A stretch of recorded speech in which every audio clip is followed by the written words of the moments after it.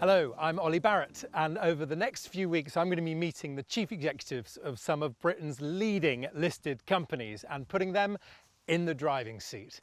I'm going to be asking them about their growth journey, about the challenges they've faced along the way, and about their plans for the next chapter. This is Ambition Nation.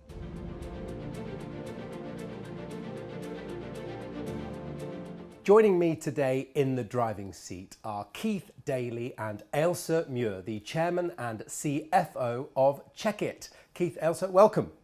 Hi, Hello. Oli. Now, Aylsa, to the best of my understanding, you make sure that the right things are in the right place at the right time. Have we got that right? Tell us how you do that. Yeah, pretty much. So yes, we work with large multi-site organisations to enable them to digitally organise and analyse various different tasks across their organisation. So it could be making sure the things are in the right place. You work with hospitals, with leisure parks.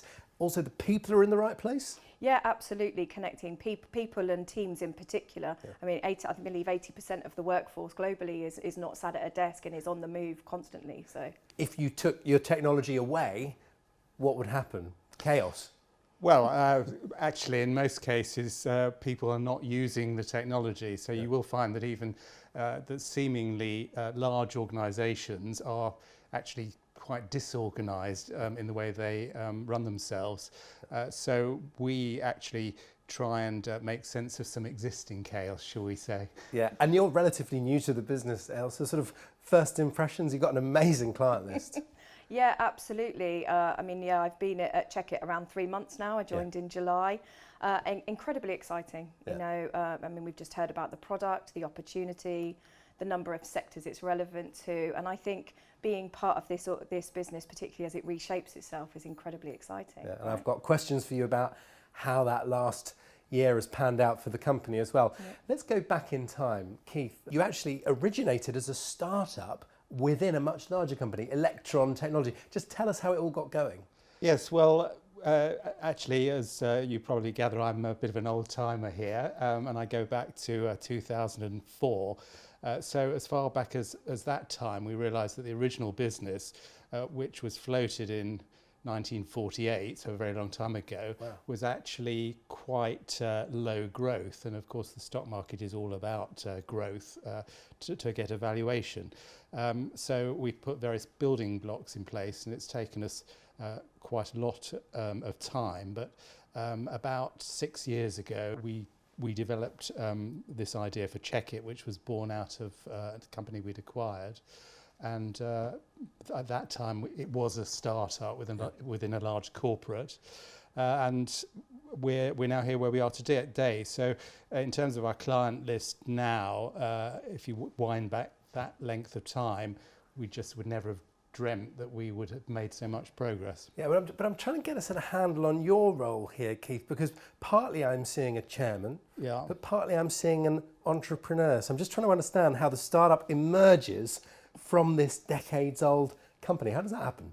Well, I suppose it's my mindset, and that's what it's about. So, if you like, the company is the canvas on which one can operate, and we are on the stock market. We've got to determine what's going to create the most value, and so at all times it's necessary for someone like me to just think about that and make whatever changes are necessary. Yeah, and I'm interested to know what the sort of decision point was. Just remind us of those origins and the moment you knew the ways had to part. And one needs to react to opportunities as they arise, and this was an opportunity that we saw, and we run with it, and it turned out it was the right thing to do. Yeah, and of course that has implications in operational terms, but also presumably financially. Aylsa, just give us a flavour of the implications of that sort of new birth, if you like, for a company like Checkit. Yeah, it's been a case of kind of reconstructing it really, because as we talked about, that legacy part of the business is very different in terms of the financial goals, in terms of the growth goals, versus a more modern sort of software as a service organisation. Mm-hmm. So reconstructing the organisation out of those roots, the sale of the bulging part of the organisation, for example, took the core activities, even the central activities. So there's been a huge job, and still ongoing job of constructing the organisation and really shaping it for that software future. And Bulgin was the initial product, the connector, if you like. Absolutely. So and that's still going to this day. Yes, it still goes. Aylsa, in terms of this year, I mean, global pandemic, all sorts of different challenges, pressures. Just reflect on a couple of the changes that happened. What did happen? Companies, CFOs in particular, are pushing the digital transformation agenda even harder in the face of the pandemic. I think it's accelerated these things in the market, things we probably knew were coming, but there's an acceleration, and Checkit absolutely fits into that. Yeah, totally. Nicely. Keith, your reflection on 2020, what do you take from it? I see nothing but opportunity, because there'll be more remote working when the virus is over, and and this is something that we're doing as well. So we're just about to kind of, if you like, re-engineer the proposed way of working after COVID is over. I was going to ask about that, how Aylsa it's affected the plans for the next few quarters. What are you doing? What are you doing differently? Actually, it's about how do we capitalise on the opportunity. How do we play our role in this post-COVID world, and what that looks like in the organisation. So it's probably made us sort of focus in on that. In terms of our growth in the future, if anything, we've been fortunate. We've continued to invest in the product. We've continued to on our transformation journey and transforming us into that SaaS organisation. So Keith, just help us bring it to life a little bit more. Checkit is all about process, and you could say that process is required in every business, so that doesn't take us very far.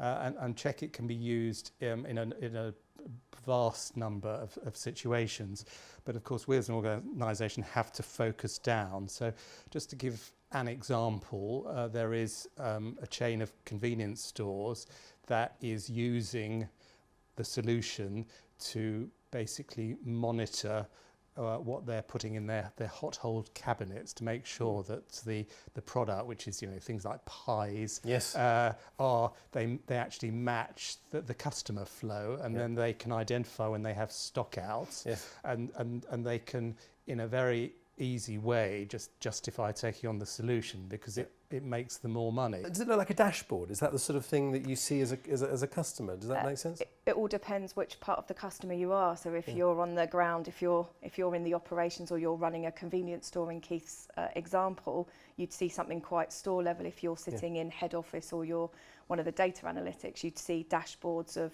different information. And what we're finding as we're growing and as we're landing this product is that those dashboards being able, again, to be configured to give different information. I think the power of data now, and the ability to get that in real time and react to it, is fantastic. Love it. Keith, I saw you stepping up during the pandemic to support hospitals in the UK. Are you allowed to say what that involved? Yes, certainly. So it is part of the solution. It's about monitoring temperatures so that people do what they should be doing if there's a danger of temperatures going out of range. Yeah, so that's not people's temperatures, is it more sort of medication temperatures? Well, yes, medications, and also we're involved in the mortuary, sadly. Yeah, gosh. So, I mean, it is, I don't think I've interviewed a company with such a range of customers. Keith, it sounds like since Checkit was born, it's just been a series of opportunities. I bet there have been some challenges. Well, there have been many challenges along the way. So I think 2019 was one of my most challenging years, because we had to keep the whole Checkit show on the road, keep the new product development going, but at the same time we had to run a sale process for Bulgin. And at the beginning of the process we started off with 80 parties which we had to deal with, and you can imagine how difficult that was, keeping everything else going. So just to be clear, 80 interested parties to buy the business? Yes. Well, congratulations on that. And by the way, if you're advising anyone, other than to keep an eye on the numbers, going through that experience at some point in their life, what single piece of advice would you give to yourself going back? Particular advice to myself is that I'm a worrier, and a lot of things that I worried about were a complete waste of energy. Often things will come right, and it's wrong to have a overly pessimistic view of life. Yeah. So I would argue that as I get older, I have become more optimistic, and I would like, if I'm giving advice to myself as a young person, it would be drive out some of that pessimism. Cover your ears, Keith, but serious question, what does he as a chair do particularly well? What do you think is valuable that you see him do? Because I think it's very interesting. What Keith does very well is he absolutely holds true to the vision. He's years ahead of everyone else. He can see the opportunity. He's incredibly strategic and can think very quickly and highly commercial. So he absolutely, if there's ever a question about where the organisation was going or what the opportunity was, if anybody didn't get it, then Keith's the person who brings that vision in on a daily basis, very close to the business, day to day. By return, Keith, what quality do you value in a CFO above all others? So I think that the role that Aylsa holds is one almost has to delete that term CFO because Aylsa is a director of a PLC and as such takes responsibility for the whole business. So in a sort of way, the greatest quality I look for is someone with an overview, is prepared to take an overview and is not totally just channeled in the numbers, although the numbers are very important, of course.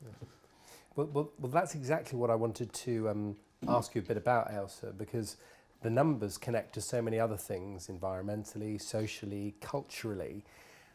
Can we talk a bit about how those different factors impact on the business and how you see those? Yeah, absolutely, and culture is so critical, and those elements, and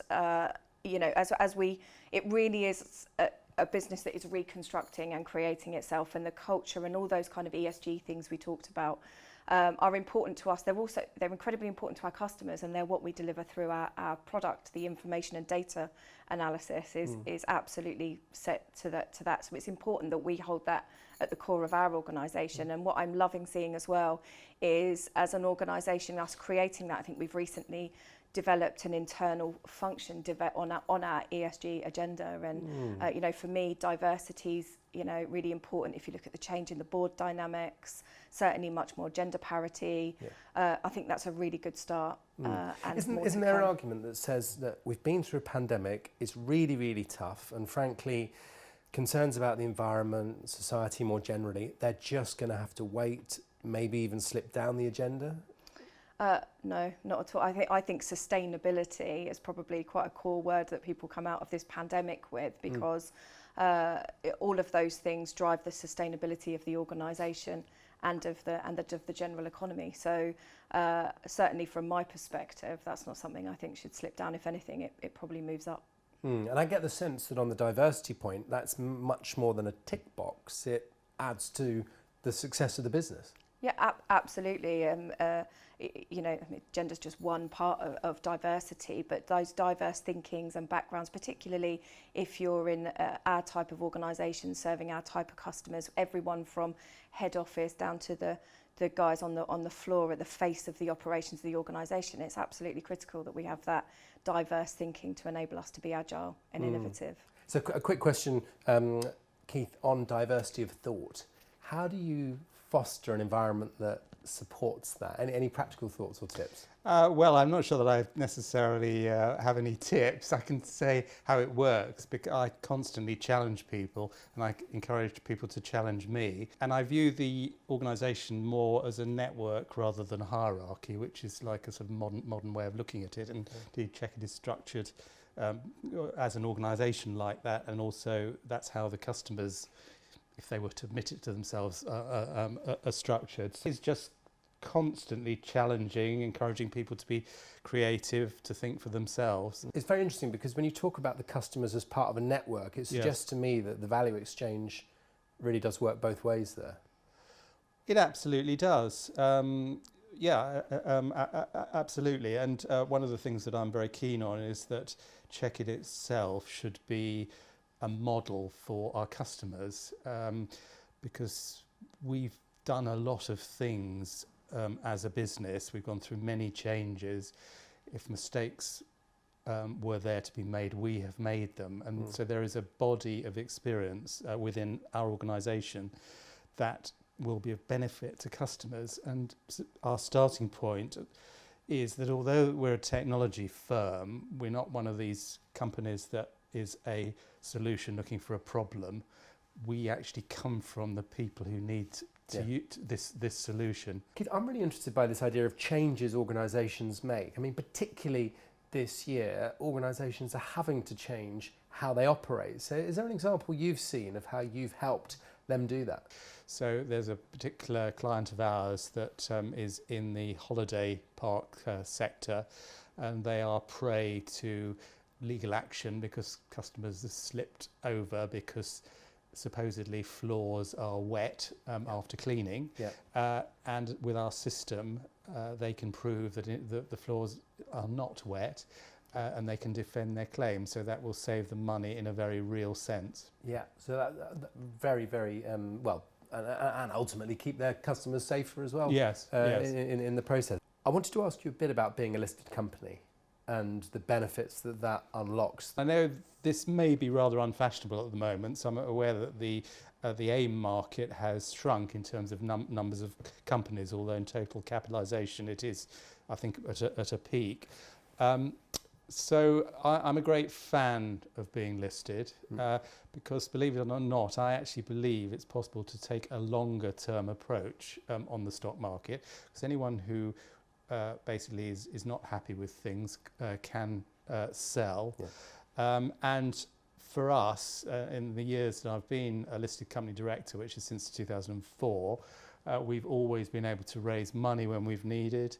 And then more recently, we've been able to buy back shares to the tune of 81 million and give that money back to shareholders. By and large, I think it's a place to be, and I would expect that over the next few years, possibly the pendulum might well swing back from the private equity world, but we shall see. And M&A has played a role on the journey so far. Just give us a sense of why that's mattered. Well, I think M&A needs to be in the toolkit, and particularly if you're a quoted company, because as I strongly believe that growth is all important, and M&A is part of that. I think the stock market has a much greater emphasis on organic growth, and that's indeed where our focus is, and we've got lots of places to spend our money. But nevertheless, at any one time, I'm always talking to someone about some possible deal. There is a very low chance of success. There always is in M&A. And over the years, I've done about 25 M&A deals, of which about 20 have been with this company. Aylsa, relatively new to the company, just a few months ago. What would you say excites you about the future for Checkit? There's so much that excites me about it, but I think the product, the proposition, and the size of the opportunity, and the people that I've met. You know, there are some great people. Does have that sort of startup perseverance, all in it together kind of culture, which absolutely gets me jumping out of bed in the morning. So yeah, it's difficult to nail it down, but a good place to be. And also, terribly practical question: your advice to an organisation hiring key talent in a newly virtual world at a distance? Yeah, absolutely. I think asking the right questions, being open and honest. I think the best thing about not only joining Checkit, but also when I've been hiring new talent as we enter this new phase, is around being really clear on the vision and the direction, and also where the organisation is, and making sure that you get the right people and that this is right for them, so that they come in and feel the buzz of that excitement as they come in the door. I think that's the key thing. Keith, is a challenge, isn't it, for new joiners? There isn't that first day at the office excitement that you might experience in what we might call normal times. How do you try and make people feel welcome as they join the organisation? I am a firm believer that the office will not disappear. Its role may well be diminished, but I think that's a key area, because whilst an organisation can sort of carry on under its own weight, if you like, in this coronavirus world, for the new creativity, new things, and new people coming in, that's a problem area, and those are the things that do need some in-person participation. So we are, if you like, redesigning our work patterns. There'll be less people working at desks in offices, perhaps more meeting rooms, perhaps people will be working 2 days a week in the office and have their meetings in those 2 days. But this is all work in progress. It's a fascinating story to continue watching. So Keith and Aylsa, thank you so much for being with us in the driving seat. Thank you. Thank you. Thank you.